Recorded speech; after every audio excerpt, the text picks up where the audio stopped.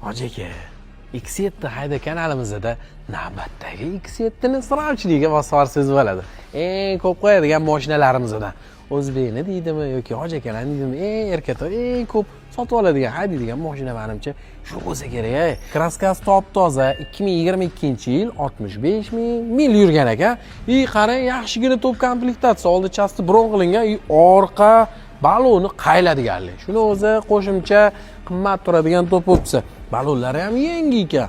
Siz ham mashinalaringizga balonlarni Asko do'konlaridan topsangiz bo'ladi. 12 razmerdan 21-22 razmergacha balonlar bor.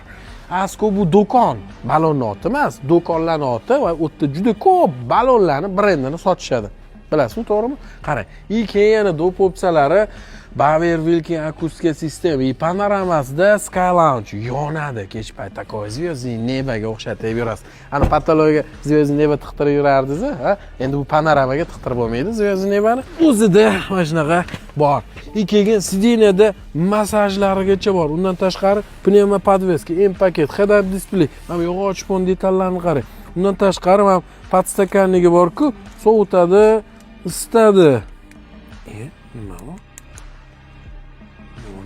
Ha, oynani yuvadigan narsa ekan. Xullas, bitta like bosib qo'ying обязательно. Patalo alkantaroliga ahamiyat bersangiz bo'ladi. So'rashliga bu X7 ni sizdan telefon qiling-da, bo'ldi, men oldimda bor sizdan bo'ladi. 99 mingga savdolashib qo'ydik.